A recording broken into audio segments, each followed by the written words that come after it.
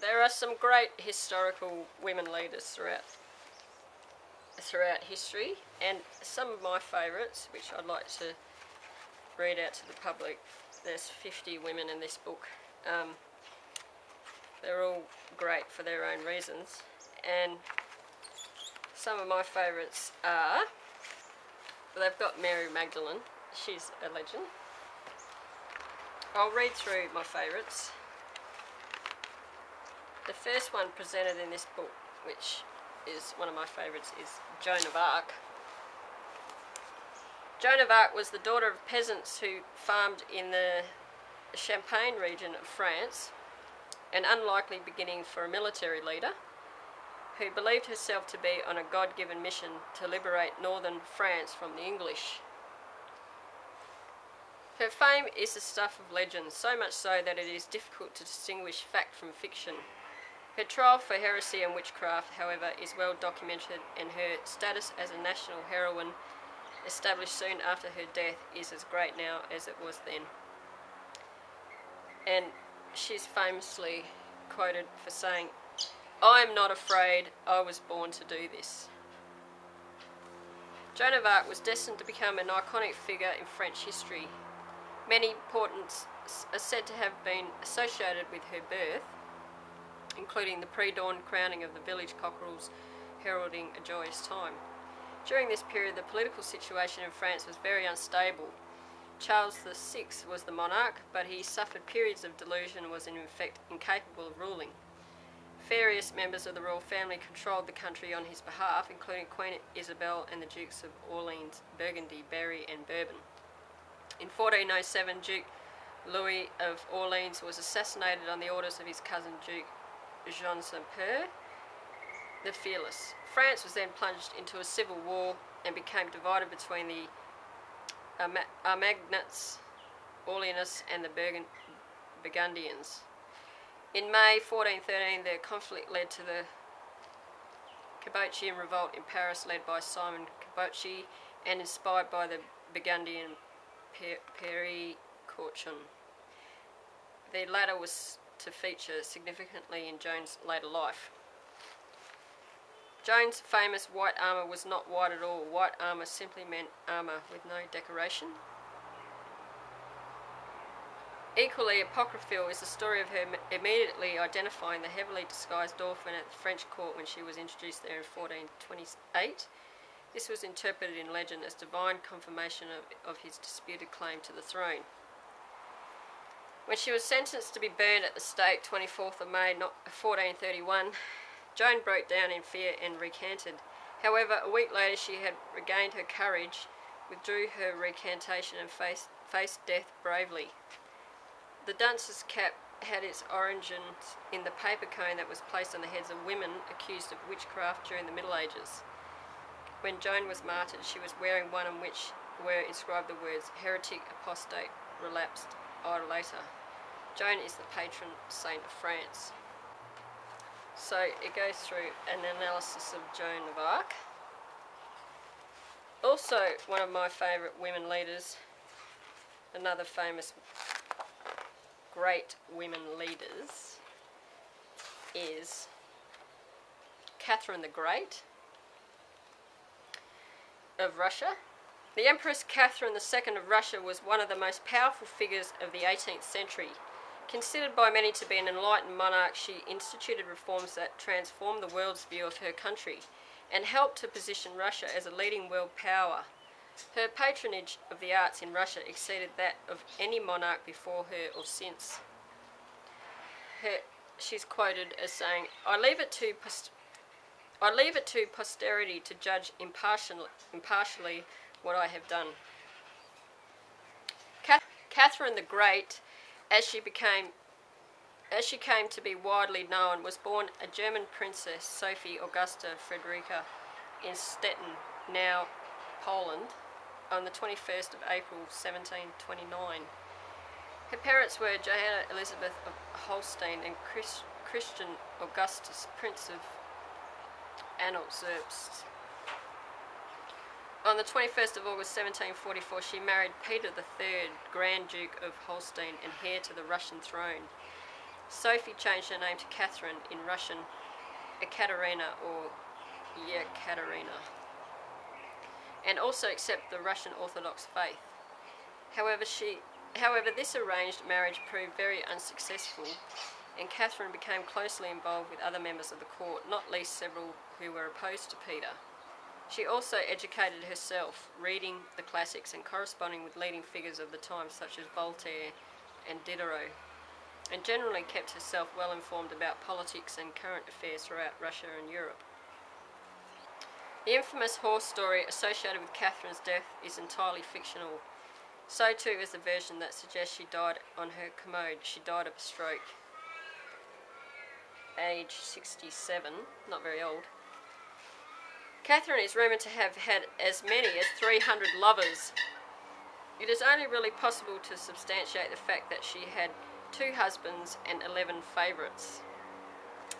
In 1754, Catherine gave birth to Paul, future Emperor of Russia. Paul's father was reputed to be Sergei Saltykov, a Russian army officer and Catherine's first lover. Catherine found her husband, who was weak from various illnesses, unattractive and a creature of pity. She wrote, "I should have loved my new husband if only he had been willing or able to be in the least lovable. But in the first days of my marriage I made some cruel reflections about him. I said to myself, if you love this man you will be the most wretched creature on earth. Watch your step so far as affection for this gentleman is concerned. Think of yourself, madam." In 1762, Peter succeeded to the Russian throne as Tsar Peter III, and the royal couple lived in the Winter Palace in St. Petersburg. However, the rift between Peter and Catherine grew wider, and the two cultivated different supporters and contacts. Peter signed a treaty with Prussia, restoring all occupied territories to Russia's enemy, and in the process alienated the Russian army by imposing Prussian discipline and uniforms. In due course, Catherine took Grigory Orlov as her lover and became the leader of a conspiracy that ousted Peter from the throne, installing Catherine as Empress Catherine II in a bloodless coup. On the 17th of July 1762, Peter died, perhaps from illness, but possibly killed by his wife's supporters. Peter was buried at Alexander Nevsky Monastery, and Catherine did not attend his funeral. So she didn't really like him. At this time, a manifesto was printed and circulated that included the words, "The state of Russia has been exposed to supreme danger by the course of recent events. We have found ourselves compelled, with the help of God and in accordance with the manifest and sincere desire of our faithful subjects, to ascend the throne as sole and absolute sovereign, whereupon our loyal subjects have solemnly sworn us an oath of allegiance." On Sunday, the 22nd of September 1762, Catherine was crowned Empress in the old Cathedral of the Assumption in the Kremlin in Moscow, with the Archbishop of Novgorod celebrating Mass. That's not why I like Catherine the Great as a leader. What I'm about to read now is the reason why I think she was a great leader. On returning to St. Petersburg, Catherine worked hard to understand the state of Russia and to find ways of improving the economy and infrastructure, beginning with agricultural reforms. Studies were made of Russia's soils and experts brought in to advise on the best crops to cultivate. Agricultural technology was also improved, and machines were imported from England to improve efficiency. Dockyards were founded and expanded and warships constructed. Geologists were sent out to prospect for valuable ores, and silver mines were excavated. Other industries that developed under her encouragement included the Siberian fur trade and the production of linen, leather goods, pottery and furniture. Much of this development was based upon expertise imported from abroad, including England. The imperial porcelain works were improved by German, French and Austrian craftsmen. There was an active trade with the East, with camel caravans plying the routes to Manchuria. Russia took leather, furs and linen to China, importing cotton, silver, silk, tobacco and tea in return. By 1765 the Russian economy had been transformed and was thriving, improving the lot of most of Russia's citizens. The masses of the Russian population were poorly educated, and Catherine began to began a program of establishing schools in every provincial town. She also converted a convent in St. Petersburg into a boarding school for girls, the Smolny Institute. Another key area with which Catherine was concerned was medicine. At that time, smallpox was a major killer and left thousands disabled and disfigured. Catherine promoted the new practice of inoculation against contagious disease and was herself inoculated by Dr. Thomas Dimsdale, whom she brought from Scotland to St. Petersburg for the purpose. Special inoculation hospitals were established with Dimsdale's help, and in 1763 Catherine founded Russia's first college of medicine, which trained doctors, surgeons and apothecaries.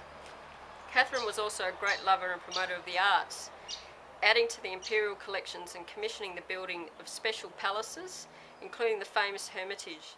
She had a theatre built for performing both plays and operas. She purchased the libraries of Diderot and Voltaire and increased the imperial library from just a few hundred to 38,000 volumes. During her reign, St. Petersburg became one of the leading cultural centres of Europe. Catherine became renowned as a patron of the arts, of education and literature, and she herself wrote memoirs, fiction and comedies. The aristocrats of the age depended upon serfdom, of which Catherine apparently disapproved, but while she did not abolish it for fear of alienating the nobility, she did issue decrees for the humane treatment of the serfs. That's feudalism, where you've got master-serfs system. That's a bit like Australia, really. Nevertheless, the power of the nobility increased under her regime. The system of serfdom was strengthened. And although the common people benefited from some of her reforms, they remained in essence an exploited working class. She reformed the legal system and in 1785 issued a charter that freed the nobles from taxes and from service to the state. She also granted the nobility hereditary status and gave them full control over their own lands and serfs. In due course, Catherine transformed her affections to another important Russian figure, Gregory Potemkin, and with his assistance, Russia annexed the Crimea from the Turks, thus expanding the size and wealth of the realm. She made Potemkin a prince of the empire. Catherine was a popular empress and ruled for 34 years. When she died on 17th November 1796, she was widely mourned. Although popularly known as Catherine the Great, she rejected the designation when it was officially proposed, stating modestly, "I leave it to posterity to judge impartially what I have done." Her reputation has been partly sullied by rumours implying a life of debauchery and sexual excess. Certainly she took several lovers, had an active sex life, and maintained a secret room decorated with erotic paintings and sculptures. But the more exotic tales surrounding her seem to have been invented by French writers soon after her death, at a time when France was fighting against a coalition that included Russia. Catherine the Great, fabulous. Another great woman leader in history, Mary Wollstonecraft. Mary Wollstonecraft was an early political feminist who courageously rejected the restrictions and values imposed on the lives of women in 18th century British society. While her writing and behaviour outraged her contemporaries, she is regarded as a pioneer in the struggle for women's rights. And I reject the notion of the concept of feminist, because there is no real male equivalent to the concept of feminist. So I don't consider myself to be a feminist. I consider that women should have the equal rights as men. In leadership roles in Australia, 50% leadership roles should be men and 50% leadership roles should be women. That's fair and equal. And it doesn't mean a woman is a feminist if she promotes that. She's just fighting for equality between men and women, which is fair. So the concept of feminist is a male construct, which is a male literary construct, which degrades women, in my view. The concept of feminism or a feminist is another example of degradation of women, because it's saying that you're somehow discriminating against men. Well, that's not true. To want equality, for men and women to have equality in leadership roles, particularly I fight for those in Australia, that it's just a question of equality, nothing else. It's a question of gender equality in leadership. So that's normal to promote that. That's fair to promote that. That's equal to promote that. Doesn't make me a feminist. It just means that I want equality for my gender. You know, women should be paid the same as men. Women should have the same number of leadership roles as men in politics, in the judiciary, medicine, education, the arts, journalism, everything.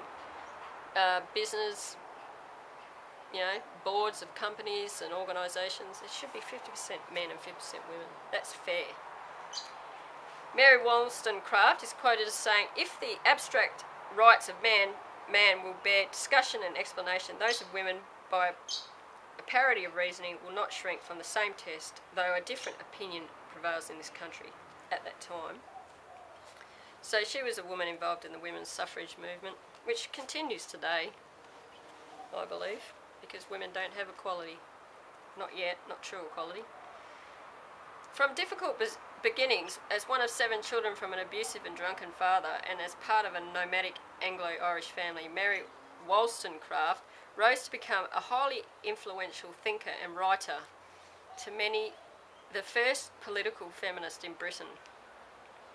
There had been money in Mary's family, but it was lost through her father's recklessness. Her radicalism probably had its roots in the misery she endured in her early home life, where she suffered from her parents' overt preference for her older brother and the constant threat of violence from her father.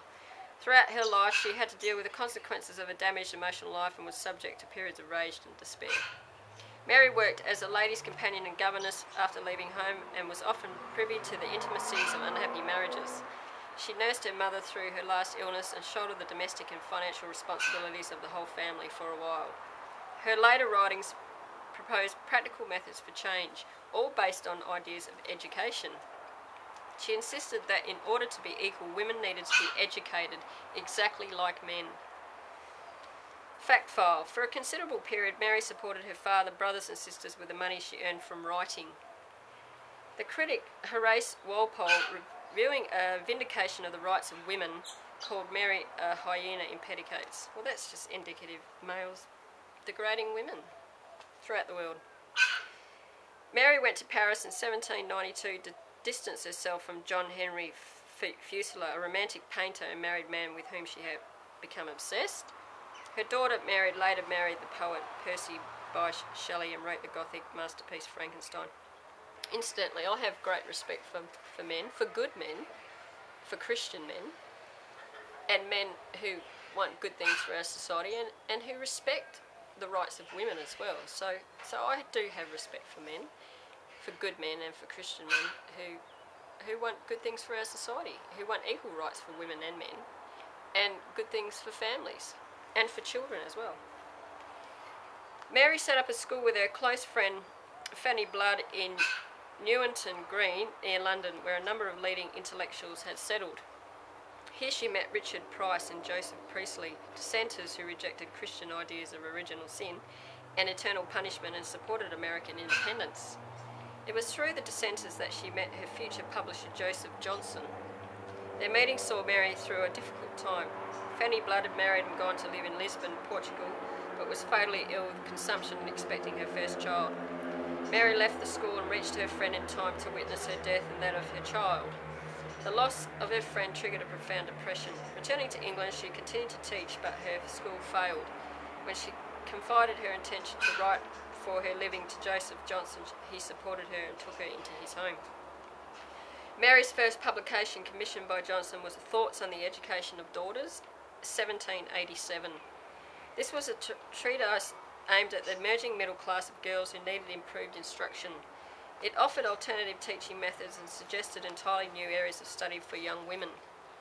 The works that followed this first book, Mary, a Fiction, 1788, and Original Stories from Real Life, 1788, were less theoretical, incorporating both biographical and fictional elements, but nonetheless attacked the status quo from a similar standpoint.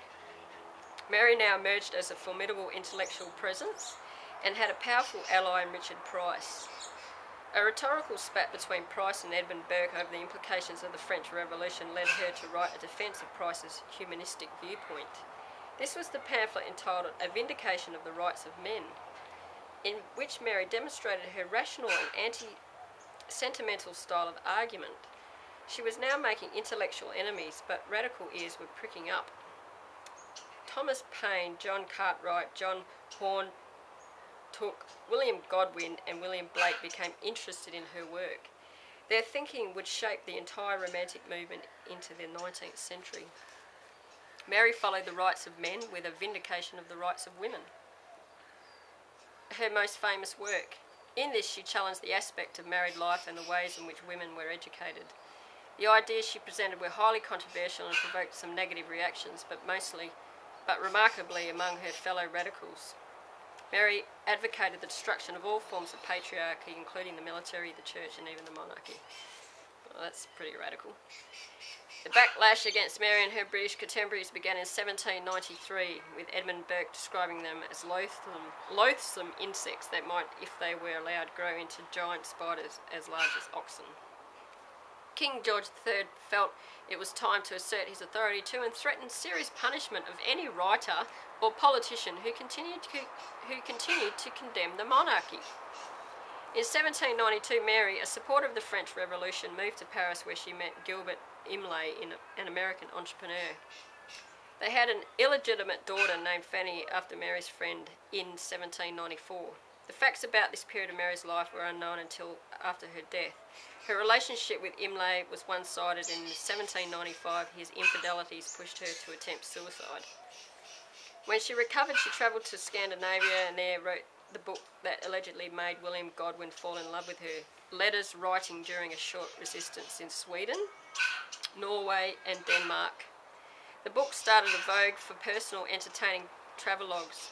Mary returned to London after the trip, where the reality of Imlay's abandonment made her miserable enough to attempt suicide once again by throwing herself into the Thames. She was rescued and shortly afterwards introduced to William Godwin. They had met previously in 1791 but not taken to one another. Now they became lovers and married, despite their public resolve not to in March 1797. Mary was expecting their child. Complications arose during delivery and she died of blood poisoning on the 10th of September 1797. At the time of her death, Mary had been working on another book, Maria, or The Wrongs of Woman, which was to appear posthumously in Godwin's dedicatory work, Memoirs of the Author of the Vindication of the Rights of Women, 1798, in which her relationship with Gilbert Imlay and the birth of Fanny were first revealed. The Wrongs of Woman charts the mistreatment of Maria, its heroine, following her husband's decision to confine her to a mental institution. Nasty. This publication provoked still more contemptuous responses, and it was a long time before Mary's opinions on marriage, sex and education were considered rationally. Mary Wollstonecraft's contribution to feminism has only been appreciated in recent years. In A Vindication of the Rights of Woman, she insisted on the essential spiritual equality of men and women. And this revolutionary conviction was what inspired her to become a radical amongst radicals. She is distinguished by the measured, reasoned presentation of her views. Readers today would find it hard to understand how they could incite such vitriol from her opponents. Mary Wollstonecraft. Jane Austen. Jane Austen established the English novel as a medium for entertainment, amusement and social comment. Her stories about the lives of middle-class people in rural England, untouched by the political unrest and wars redefining Europe at the time, are still widely read and discussed today. Sir Walter Scott said about Jane Austen, "That young lady has a talent for describing the involvements of feelings and characters of ordinary life, which is to me the most wonderful I have ever met."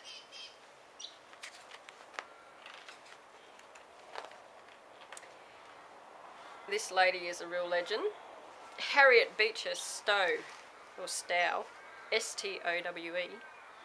Harriet Beecher Stowe was a journalist, novelist, and lifelong anti-slavery. Harriet Beecher Stowe was a journalist, novelist, and lifelong anti-slavery campaigner. Her novel, Uncle Tom's Cabin, exposed the atrocities of the slave system in the United States to a population largely ignorant of what was happening in their own country. The book fueled the tensions that led to the Civil War and the eventual success of the emancipation movement. That's the power of the pen, the power of writing. Uncle Tom's Cabin, quote, "Does not every American Christian owe to the African race some sort of reparation for the wrongs that the American nation has brought upon them?" She lived from 14th of June 1811 to the 1st of July 1896. Place of birth, Litchfield, Connecticut. Place of death, Hartford, Connecticut. American. Abolitionist, journalist and novelist, author of anti-slavery novel Uncle Tom's Cabin. An absolute legend, this woman. Harriet Beecher Stowe was born Harriet Beecher in Litchfield, Connecticut, one of several children of Lyman Beecher, a Protestant preacher. Her mother died when Harriet was 5 years old. The Beecher children were brought up in a Puritan tradition of high moral standards and Christian piety, but were also encouraged by their father to practice religious tolerance and debate the issues of the day.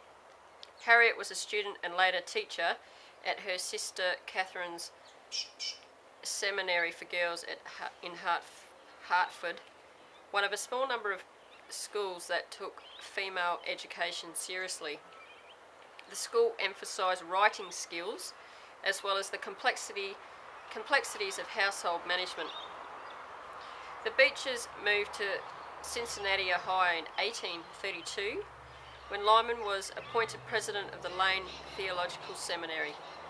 This move gave Harriet her first opportunity to see the effects of the slave trade in the neighbour state Kentucky, just across the Ohio River. In 1836 she married Calvin Stowe, a professor of biblical literature at Lane, and they eventually had 7 children. Calvin always encouraged Harriet in her literary work. Fact file: Uncle Tom's Cabin was the first American book to sell 1 million copies and was also the best-selling book of the 19th century. Harriet produced a book a year and through her writing supplemented her husband's modest income. She received hate mail, including one letter enclosing the ear of a slave and the threat that more would happen to the slave if she continued writing. At a reception held in her honour in London, the Duchess of Sutherland presented her with a gold bracelet made of 10 oval links in imitation of slave fetters. It has been alleged that Harriet read many of the works cited in the Key to Uncle Tom's Cabin only after the original novel was published. The years in Cincinnati were marked by poverty and isolation and by a cholera epidemic that claimed the life of the Stowe's 18-month-old son. Harriet later said that her grief enabled her to emphasise with the plight of a slave mother forced to give up her child. Harriet's family shared her abolitionist views and helped to hide runaway slaves. There's a picture of her here. There. Absolutely brilliant, absolute brilliance, this woman. During a writing career of over 50 years, Harriet published 30 books, including novels for adults and children, short stories, poems, magazine articles, theological works, travel books, and practical household manuals. I've written and published 4 books, so that doesn't really compare to this, does it? Her informal conversational style, in which she presented herself as an ordinary wife and mother, partly accounts for her popularity. Her first book was a selection of short stories under the title The Mayflower, Sketches and Scenes and Characters Among the Descendants of the Puritans, 1843. In 1850, Calvin was appointed professor at Bowdoin College in Brunswick, Maine. At the time, there was a public uproar over the newly established fugitive slave law, which made it a criminal act to harbour slaves who had escaped north from the southern states. It was in Brunswick, amid her growing family and household chores, that Harriet wrote Uncle Tom's Cabin, to show the nation the cruelty of the slave system. The novel was published in 40 instalments, starting in 1851, in the National Era, an abolitionist newspaper. Families throughout the country read the episodes full of suspense and sentiment. Although the slave trade was mostly confined to the South, and Northerners did not consider themselves responsible for its evils, Uncle Tom's Cabin became a sensation everywhere. In 1852, the entire book was published in 2 volumes and became an instant bestseller both in America and abroad. By 1857, 500,000 copies had been sold. The story tells of Uncle Tom, a loyal and saintly slave to the Shelby family, who is separated from his wife and children and sold to a slave trader when the Selbys lose their money. Taken south, he saves the life of little Eva, whose grateful father buys Tom. In New Orleans, Tom is happy in his friendship with Eva and her friend Topsy until Eva and her father die, and Tom is sold to a cruel Yankee who has Tom beaten to death when he refuses to betray 2 female slaves. George Selby, the son of Tom's original owner, arrives too late to save Tom, but vows to fight for the abolitionist cause. There were many good men and women in America involved in this. Many incidents in the novel became famous, including the plight of the fugitive slave Eliza, who carries her baby across the icy river to avoid separation, and the highly sentimental death of little Eva. Stowe once said that God wrote the book, I just took the dictation. But it was the combination of exciting incident, personal conviction and homely style that ensured its appeal. Anti-slavery literature was by no means unusual before Uncle Tom's Cabin was published, but Harriet's human, sentimental story put the issue under the spotlight. The Civil War, the devastating regional conflict between northern and southern states, grew out of a mixture of causes, including humanitarian concern for slaves. Abraham Lincoln, who was introduced to Harriet as a White House reception, is said to have exclaimed, "So you're the little woman who wrote the book that started this great war." Harriet was an innovator in terms of the novel. Not only did she succeed in her goal of translating polemic into fiction, but she also led the way for later novelists by her commitment to realism, particularly in the imitation of local dialect, in which she predated Mark Twain. She only received royalties on the American edition of Uncle Tom's Cabin, although the book was translated into over 60 languages. Countless unauthorised Tom shows based on the novel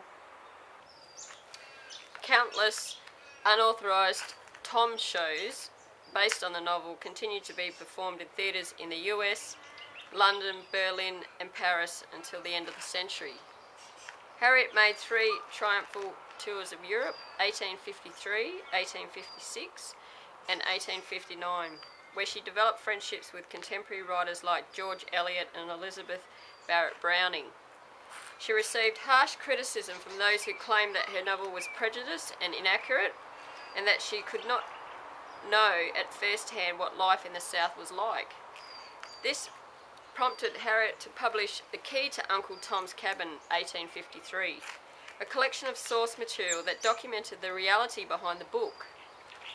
However, the controversy surrounding Uncle Tom's Cabin has never abated, with critics denouncing its sentimental portraits of African Americans and arguing that Harriet's romantic ideas of slavery reveal a basic racism that's not possible if she's fighting for the rights and freedoms of people of another ethnicity and race. Harriet published a second anti-slavery novel, Dread, A Tale of the Great Dismal Swamp, in 1856. Harriet wrote a column in the New York newspaper The Independent, urging American women to campaign against slavery through petitions, lectures, and the spread of information. Later, she turned away from political writing and produced novels on a variety of themes, including love and marriage and New York society, which display her moral views about matters like divorce. Harriet's practical instructions about domestic matters, including the servant problem, in the American Women's Home, co-written with her sister Catherine 1869 were highly influential. In the 1860s, the Stows built a winter home in Mandarin, Florida. There, Harriet helped establish schools for African American children and was instrumental in creating an ecumenical church for people of all denominations. She died on the 1st of July 1896 in Hartford, Connecticut, where she had returned in 1873 and where she had become a neighbour and friend of Mark Twain. Extraordinary, absolutely extraordinary, Harriet Beecher Stowe. Florence Nightingale. Florence Nightingale revolutionised nursing in England, helping to found institutions that continue to train medical personnel today. The fame she won for her intervention in the management and care of the wounded in the Crimean War ensured respect for a previously denigrated and undervalued profession. And she's quoted as saying, "And so is the world put back by the death of everyone who has to sacrifice the development of his or her particular gifts to conventionality." Susan B. Anthony.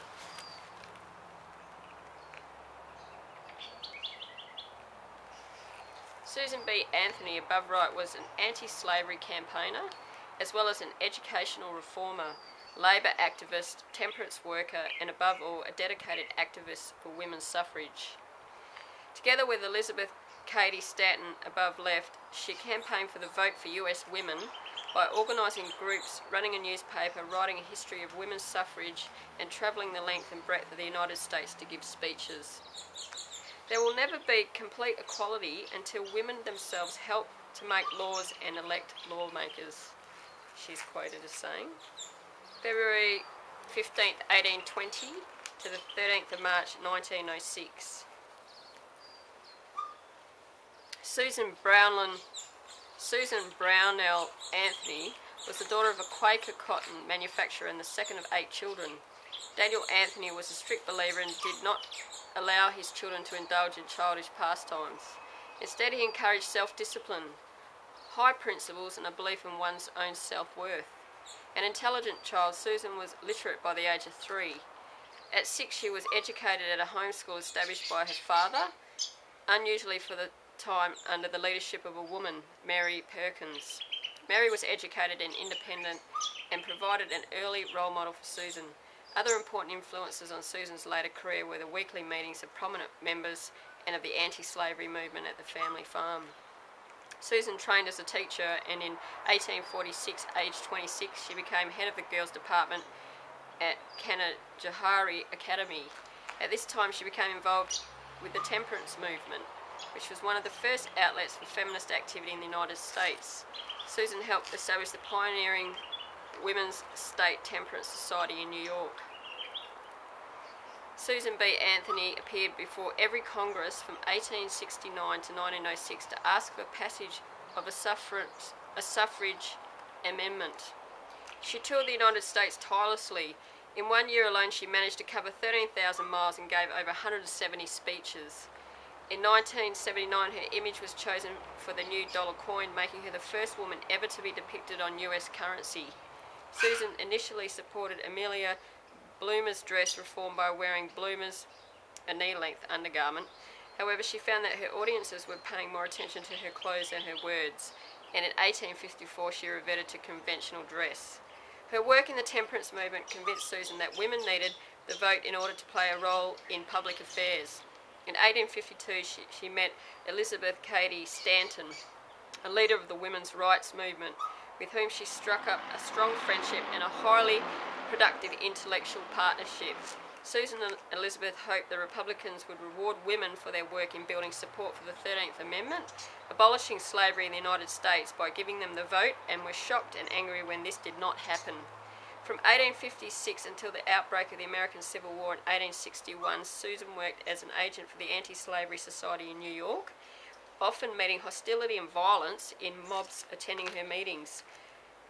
Her effigy was hanged, and in Syracuse, her image was dragged through the streets. Willing to speak out against many other injustices, she was especially committed to women's rights. In 1860, she and Elizabeth successfully petitioned the New York legislature for property rights for women, winning them control over their wages and guardianship of their children. She also urged women teachers to demand higher wages.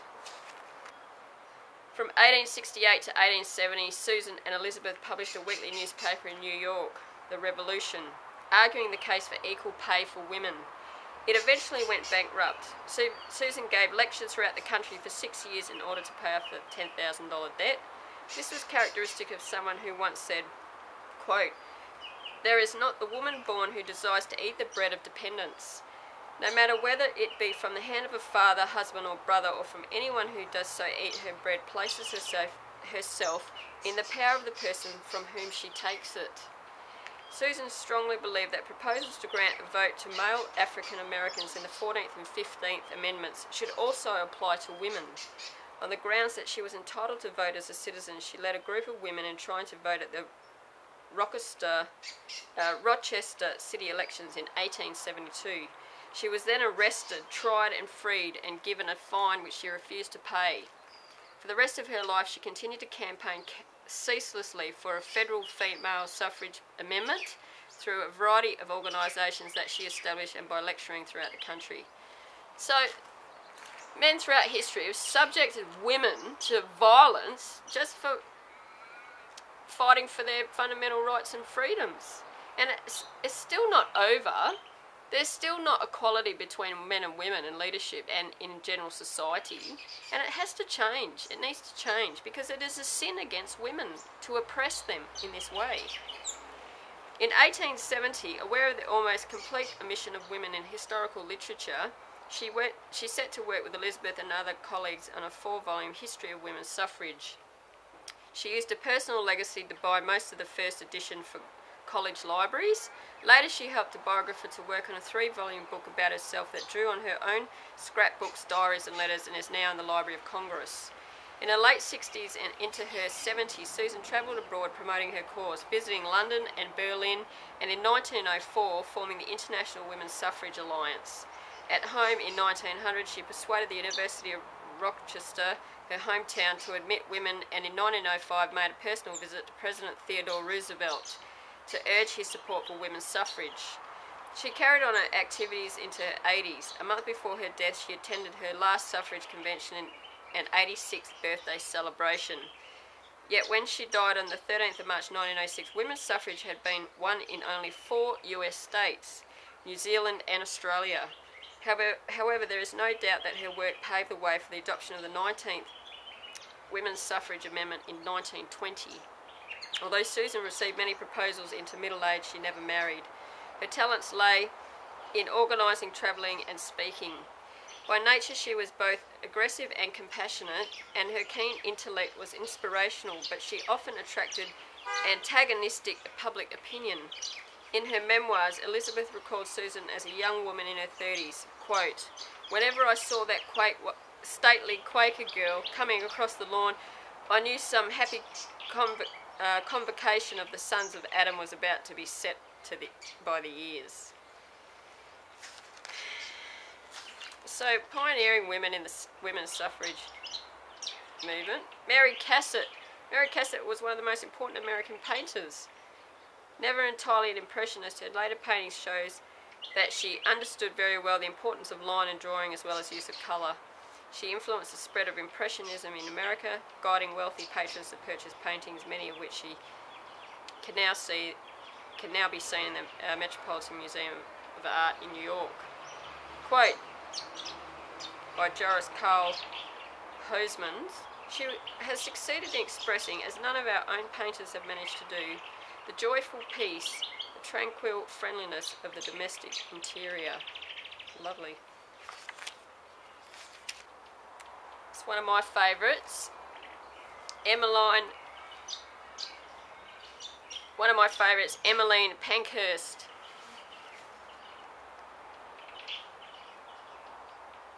Another great women leader in the women's suffrage movement. Emmeline Pankhurst was Britain's leading female suffragist. She encouraged the use of violence, public demonstrations and hunger strikes in the campaign for women's votes and was frequently imprisoned. quote, "The argument of the broken window pane is the most valuable argument in modern politics." Her maiden name was Emmeline Golden, or Emmeline Golden, 1858 to 1928. Place of birth, Manchester, England. Place of death, London. Nationality, British. Social reformer, campaigner for women's suffrage. Emmeline Pankhurst was born to a middle-class family in Manchester. Her father was a businessman with radical political sympathies who campaigned against slavery and the Corn Laws. Her mother was a feminist who campaigned for female suffrage. She took Emmeline to suffragist meetings when she was in her teens. After attending school in Manchester, Emmeline finished her education in Paris. Like many well-off young women of her time, I apologise if it's Emmeline or Emmeline. In 1878, Emmeline returned to England and met Richard Marsden Pankhurst, a Manchester barrister who shared her belief that women should have the same rights as men. They married the following year. Richard Pankhurst drafted an amendment to the Municipal Franchise Act of 1869, which allowed unmarried women householders to vote in local elections. And he also wrote the Married Women's Properties Acts in 1870 and 1882. Suffragette Emily Davidson died in 1913 when she was trampled by a horse as she staged a protest on the racetrack at the Derby. She was widely regarded as a martyr, but it is doubtful that she intended to commit suicide. Force feeding through the mouth was commonly used on suffragettes starting hunger strikes while imprisoned. Several died as a result of the process, which is now categorised as torture. During World War I, Emmeline was financially supported by the British government when she campaigned for women to take over men's jobs and free men for war service. So, examples of how women have been imprisoned just for fighting for their rights, fundamental freedoms and rights to vote, and to property rights, to equal wages, and to gain political office. So I think the male gender, really looking at history, has a lot to answer for. You need to be making up for this, that a history of violence against women, just fighting for their property rights, their equal pay rights, their right to vote, their right to participate in political election, and engaging violence against these women and also incarcerating them for fighting for their fundamental rights and freedoms. Not only did these women fight for women's rights, they fought for a lot of rights of other people who were oppressed, like black people and people who were being oppressed by the politicians and by the government of the day, and it still continues today. So there isn't true equality for women, and also groups. Look at the Aboriginal people born in Australia. It's the same fight for them, the same type of sufferings, which is an injustice. And a sorry by a Prime Minister is not going to cut it. It's not good enough by a long shot. There's lots of atrocities that need to be made up for. There's lots of changes that need to be made for the Aboriginal people and for women. They need to be empowered politically and in terms of leadership as well. The Pankhursts had 5 children, including 3 daughters, Christabel, Sylvia and Adela, who would become active in the suffrage movement with their mother. Richard Pankhurst, who was 24 years older than Emmeline, died of a perforated ulcer in 1889, and in the same year Emmeline founded the Women's Franchise League. 4 years later, she and Christabel formed the Women's Social and Political Union. In 1895, Emmeline became a poor law guardian. Her work involved regular visits to the local warehouse where she was profoundly affected by the suffering of the inmates. She was particularly concerned by the treatment of women. She became convinced women's suffrage was the only way to tackle such difficult social problems. From this point, she was driven by the fight for women to have the same political status as men and to be entitled to vote. The suffragettes, as they were called, rallied under the motto, "Deeds, not words." At first, the movement was non-violent and consisted mainly of disrupting political meetings. Restrained though this may sound, this sort of activity by a group of well-to-do middle-class women was unheard of at the time. In October 1905, the suffrage movement started to attract much wider public publicity when two of its members, Christabel Pankhurst and Annie Kenny, were jailed. They had been expelled from an election rally after demanding a statement about votes for women and were charged with assault. A policeman claimed they had spat at him and fined. They were fined. When they refused to pay the fines, they were sent to prison. That's barbaric. They do that in Australia too to the poor people. Government impose economic fees and fines, and they can't pay, they throw them in jail. That's horrific. How would you like that done to you? Just because you can't, because of your economic capacity to pay. So you're valuing money more than human dignity and human life. That's wrong to do that morally.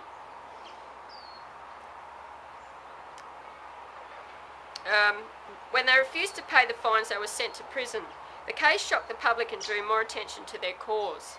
Emmeline Pankhurst was a talented speaker who inspired many others to follow her.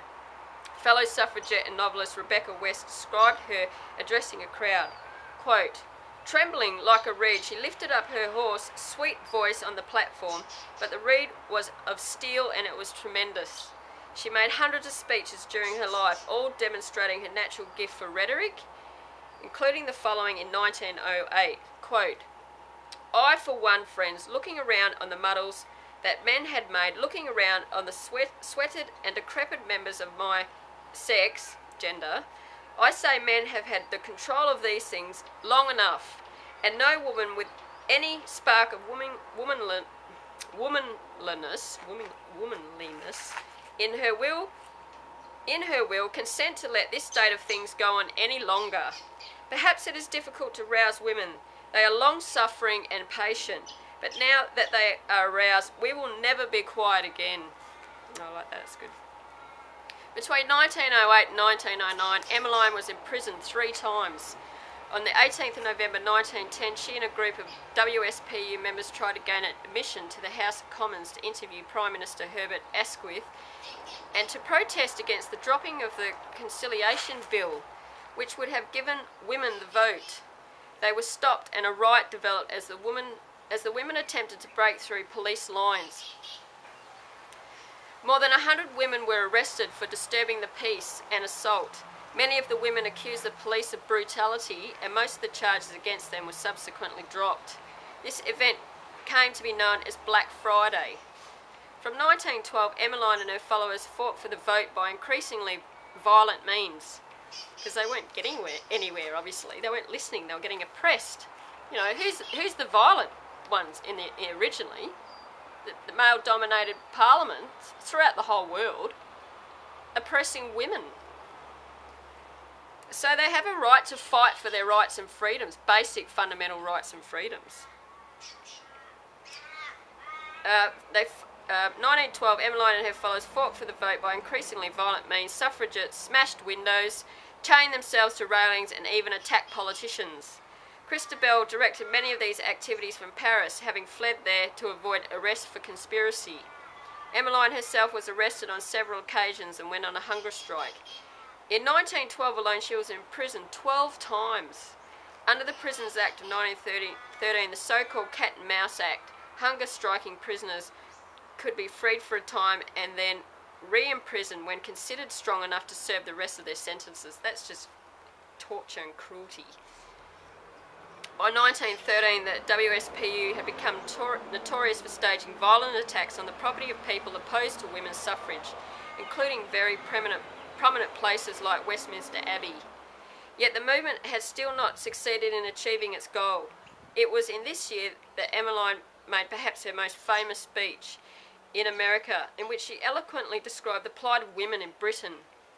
Quote, I am not only here as a soldier temporarily absent from the field of battle, I am here as a person who, according to the laws of my country, it has been decided is of no value to the community at all.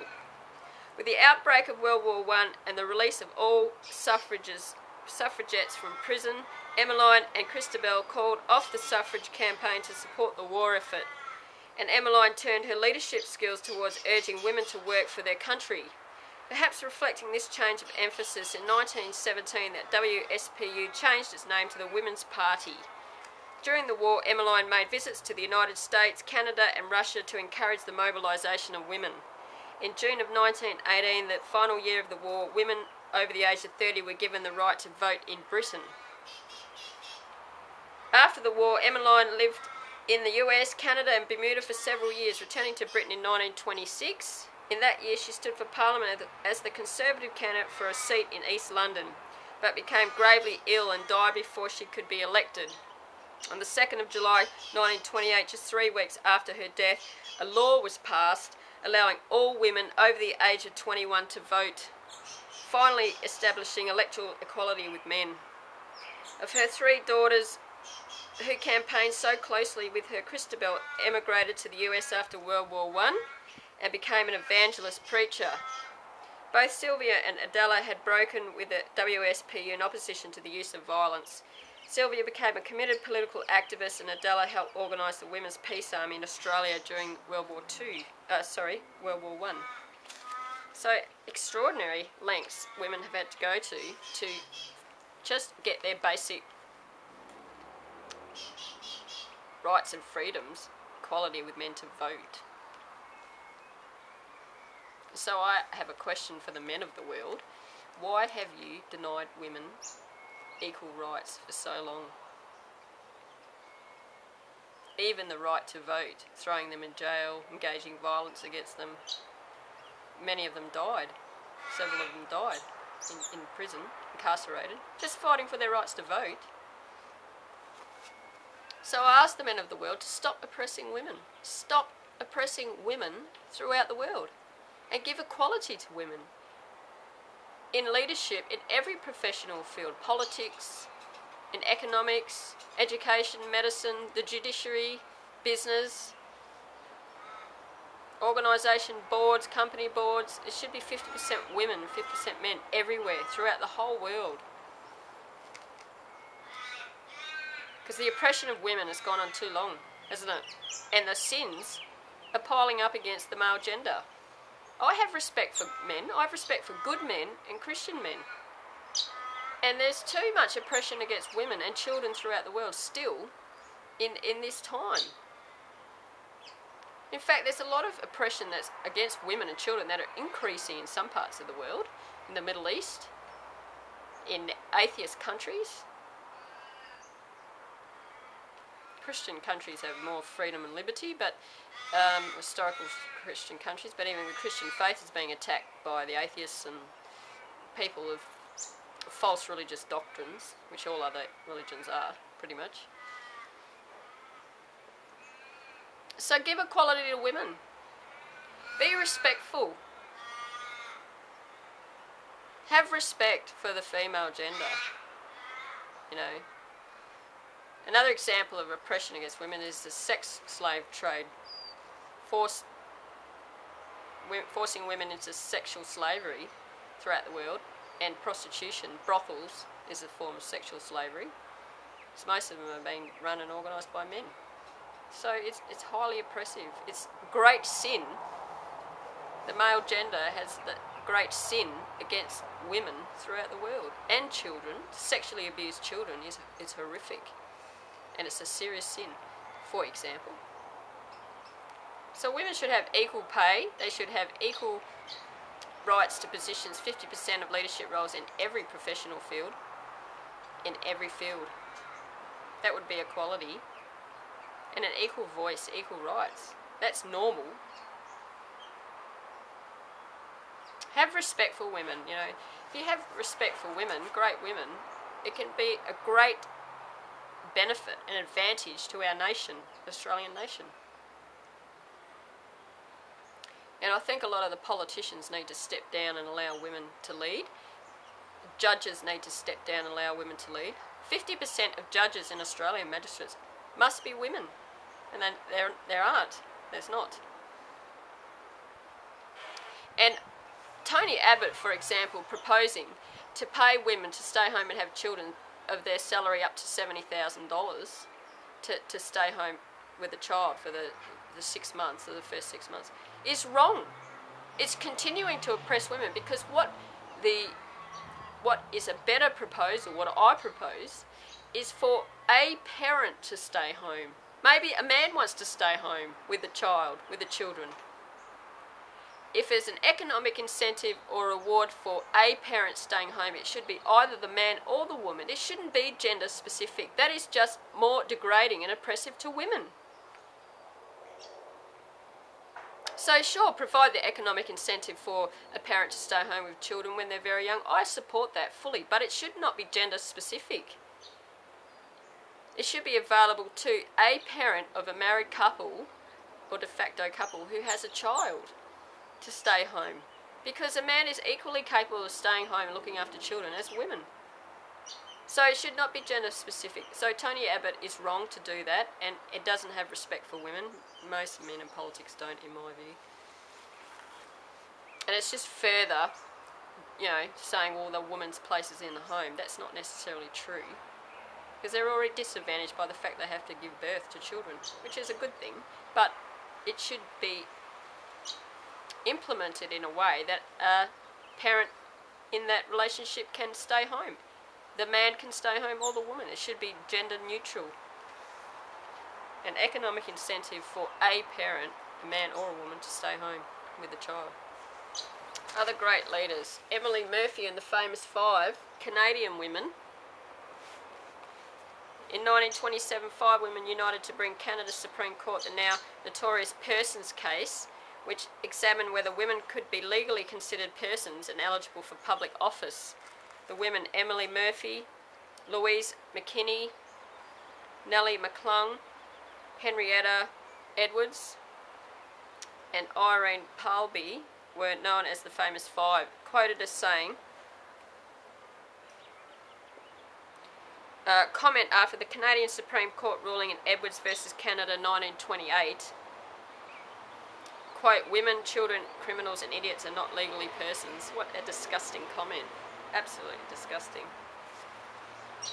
Emily Murphy was the first woman magistrate in the British Empire. However, as she was about to pass sentence on her first case, she was challenged by the defence lawyer who questioned her authority, saying, "You are not even a person." He was referring to the wording of a British law of 1867 whereby women were not legal persons, and so did not have legal rights or privileges, although they could be subject to legal penalties. Well, that's a form of torture. Although Emily's position was later backed by the Supreme Court of Alberta, this was not the only time her authority as a judge was questioned. She was determined to confront this. In 1927, Emily joined forces with 4 other women and brought the Persons case to challenge the wording of Section 24 of the British North American Act 1867, by which so far only men had been appointed to the Senate.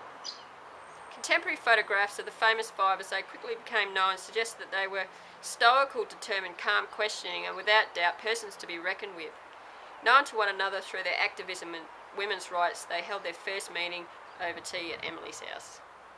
Since 1979, 5 awards have been made annually to Canadians who fought for gender equality. Nearly 500,000 Canadians signed a petition asking that Emily Murphy be appointed to the Senate. Together with Teresa Casgrain, feminist reformer and politician, the 5 have been commemorated on the new Canadian $50 note. When the case was tried, Edwards versus Canada 1928, the Supreme Court of Canada ruled against the 5, stating that women, children, criminals and idiots are not legal persons. Absolutely disgusting. The court asserted that the word person did not include women, since those who framed the Act in 1869 would not have had women in mind, as at that time women did not participate in politics. The women were undaunted and went on to appeal to the Judicial Committee of the British Privy Council, the last resort for Canadian courts at that time. In 1930, it ruled that the word persons covered both genders and that Canadian women could therefore serve in the Senate. As this council was the final court of appeal for the whole British Empire, the decision had far-reaching effects. Just 4 months later, Canada had its first woman senator, Corinne Wilson. Emily Ferguson was born into one of Ontario's leading families and in 1887 married Arthur Murphy, a travelling missionary with whom she had 2 daughters. In 1904, they moved to Manitoba, and then to Edmonton, Alberta. And it was here that Emily became a social reformer. Her campaigning interests included fighting drunkenness and rural poverty and promoting female suffrage and the legal rights of women. She was particularly keen to see an established special court that would hear women's evidence in cases like divorce or sexual assault, and in 1916 the Women's Court was established in Edmonton. Emily became the first female police magistrate in the British Empire. It was while she was sitting in this court that she first encountered challenges to her authority that led to her bringing the Persons case. Emily finally resigned her judicial post in 1931, although she carried on as a supervisor of Alberta's prisons and asylums. As well as her campaigning work, Emily wrote under the name Janie Cunnick, using this pseudonym to describe slum conditions in Europe, life in Manitoba and Alberta, and more conscientiously to argue that immigration was weakening the social structure and morals of Canadian society. Although these opinions were widespread at the time, her achievements have been discredited by her racist views. Well, it's not racist to be patriotic and to want good things for the people born in your nation, and the people who've lived here for a long time who've got citizenship. That's normal. That means you're a sovereign. You take pride in the sovereignty of your own nation.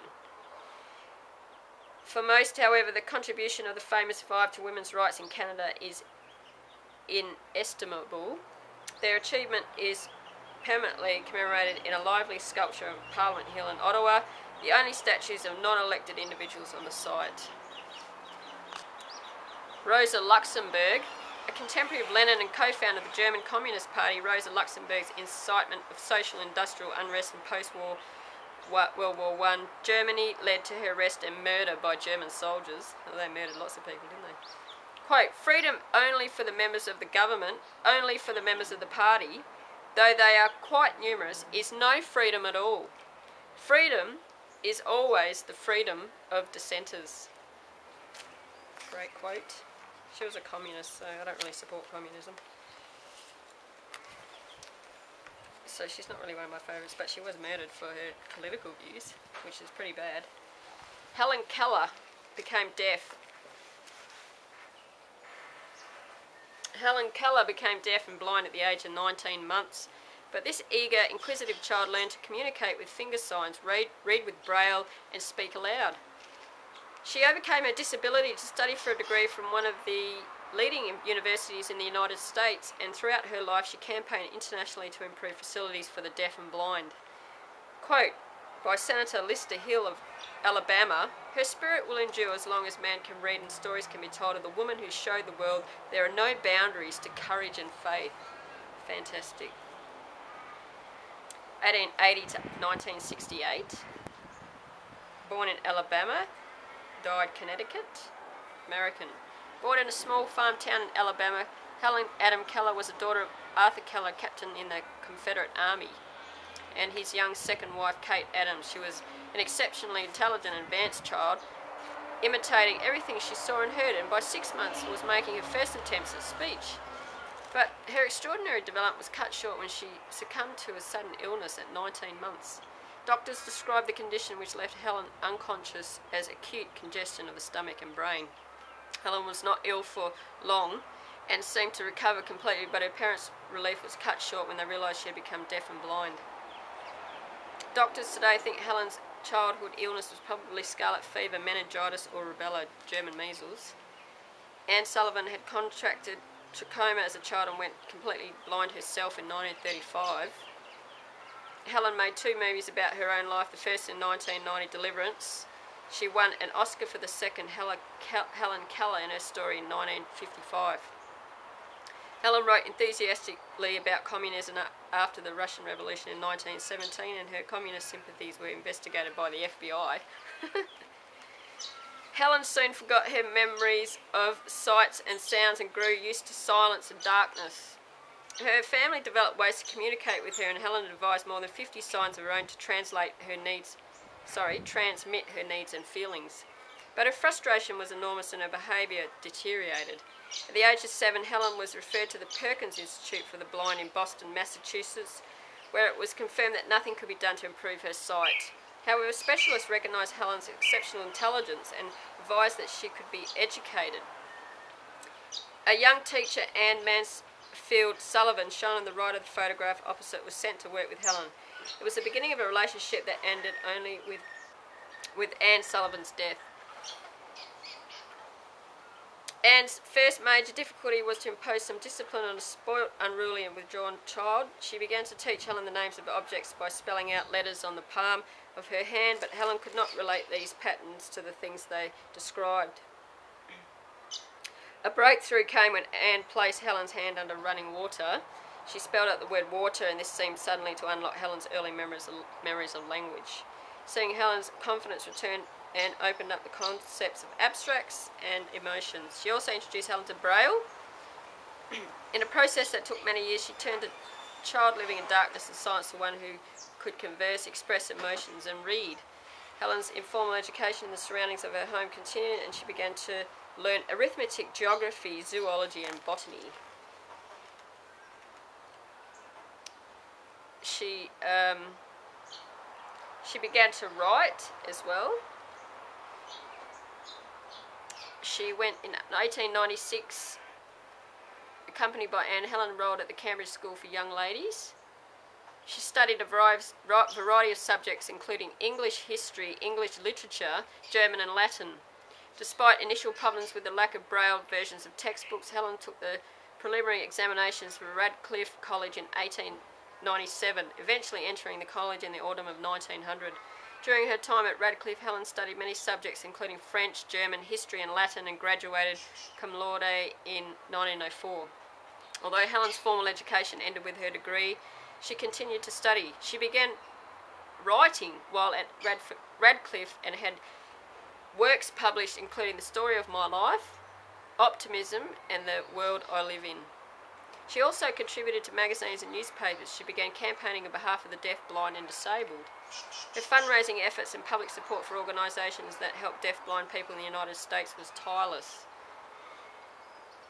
She travelled around the country giving lectures. She joined the staff of the American Foundation for the Blind and remained a member until her death. In 1924, she established the Helen Keller Endowment Fund. Helen's work was not limited to the United States. In 1915, she was a founding member of the Permanent Blind War Relief, now known worldwide as Helen Keller's International. Until Anne Sullivan's health made travelling impossible, she and Helen visited more than 40 countries. In time, Helen built up a wide circle of famous friends and contacts, including Alexander Graham Bell, who had first recommended the Perkins Institute to her parents, Mark Twain, Charlie Chaplin, and Presidents Roosevelt, Eisenhower, and John F. Kennedy. Some nice friends there. Helen was also a campaigner for social reform and an active member of the Socialist Party. She was one of the founders of the American Civil Liberties Union in 1920. She'd been ill for some time, lapsed into a coma and died in 1936 while Helen held her hand. That was Anne, the teacher. After her death, which ended a friendship and association that had lasted nearly 50 years, Helen moved to Connecticut and others assisted her with her work. In 1946, she began travelling again on behalf of the American Foundation for Overseas Blind, visiting 35 countries and 5 continents before 1957. Her international efforts brought her awards as diverse as Brazil's Order of the Southern Cross, Japan's Sacred Treasure, and the Philippines' Golden Heart. Helen's time after 1961 was spent at her home in Arkin Ridge in Connecticut with her family's friends, colleagues, and books. She was awarded the Presidential Medal of Freedom by Lyndon B. Johnson in 1964, and in 1965 she was elected to the Women's Hall of Fame. She died on the 1st of June 1968 at Arkin Ridge shortly before reaching her 88th birthday. Extraordinary evidence of what people under disability can achieve. There are painters in New South Wales, Strawberry Hills, mouth and foot painters. They're all disabled. They have had no hands, and they paint with their mouth and their feet, and they refuse to live off charity. Painting is extraordinary in Australia, and they make a living out of that. Extraordinary artwork produced by people who are under disability. So I believe a lot of people under disability can work because it's proven throughout history that people with disability have achieved extraordinary things. And look at sporting athletes. Disabled sports is another example. You know, there are lots of examples where people under disability can work and contribute and lead very successful and productive and lives. So I don't believe we should be inhibited by disability. I believe we should encourage people with a disability to pursue their gifts and talents, because all humans have gifts and talents. And what is the conception of disability anyway? The classification of disability is subjective. It's a human subjective conception. So I reject some notions of disability, in a sense that people under disability can achieve great things and should be encouraged to do so, and given every opportunity to develop their gifts and talents and contribute to society. I believe they want that. Every person that's come to me that's under disability has said that they want to work part-time and contribute. So this conception of disability is subjective, and I believe that it's inspirational to see people with disabilities who achieve great things. You know, great painters in Australia and Strawberry Hills, the mouth and foot painting artists, the people like Helen Keller, and all the people that she inspired and influenced, and all the people she helped, and also people under disability who engage in sport, for example, music, sport, art, literature. You know, the possibilities are endless in life if people are given the opportunity and given the support and the resource support as well to help pursue and achieve their dreams. Virginia Woolf was a great writer. Virginia Woolf was one of the most significant modernist novelists, a founding member of the Bloomsbury Group. Her style and subject matter were controversial. The publishing house she owned with her husband Leonard published many books by unknown but now great respected authors such as Catherine Mansfield, T.S. Eliot, H.G. Wells and Gertrude Stein. Quote, "A woman must have money and a room of her own if she is to write fiction." I don't know if you need money, you just need a house and a computer and the ability to publish literature. Adeline Virginia Stephen was born in London 1882 to Leslie Stephen. He was later knighted a literary critic and creator of the Dictionary of National Biography. And his second wife, Julia Jackson Duckworth, a member of the Duckworth publishing family. Virginia had 3 siblings, Toby, Adrian and Vanessa. 1 stepsister, Laura, from her father's first marriage, and 3 half-brothers and sisters from her mother's first marriage, Gerald, George and Stella Duckworth. Virginia was educated at home by her father and given unlimited access to his library. Family life was punctuated with visits from distinguished literary figures of the time. Despite this privileged lifestyle, Virginia's early life was seriously disturbed. She was sexually abused by her half-brother Gerald, and the death of her mother in 1895 when Virginia was 13 prompted the first of many breakdowns. In July 1897, Virginia's half-sister Stella, who had taken the place of her mother in the household, died of peritonitis. In 1909, Virginia and the writer Lytton Strachey decided to get married, only to change their minds 3 days later. In 1910, disguised and made up by Sarah Bernhardt's makeup artist, Virginia took part in the notorious Dreadnoks hoax, an anti-establishment prank in which she and others gained access to the top-secret battleship by pretending to be visiting Abyssinian dignitaries. In 1927, Virginia received the award for tallest woman writer from the London Evening Standard newspaper, beating the novelist Elizabeth Bowen. In 2002, Nicole Kidman was awarded an Oscar for Best Actress in her portrayal of Virginia Woolf in The Hours, a film based loosely on Virginia's life and her novel Mrs. Dalloway. She published a lot of literature, wrote and published a lot of literature. In 1911, Virginia moved into a house with members of the Bloomsbury Group, including Leonard Woolf, a civil servant and political theorist. They married in August 1912. Even in the early days of the marriage, Leonard was aware of symptoms of Virginia's illness. By 1913, Virginia had completed her first novel, The Voyage Out, but was left in a state of extreme physical and mental nervous exhaustion. In September, she attempted suicide. That's typical of some writers and creative people. They're very passionate, so. In October 1915, following the publication of The Voyage Out and a further period of severe mental illness, Virginia and Leonard moved to Hogarth House in Richmond.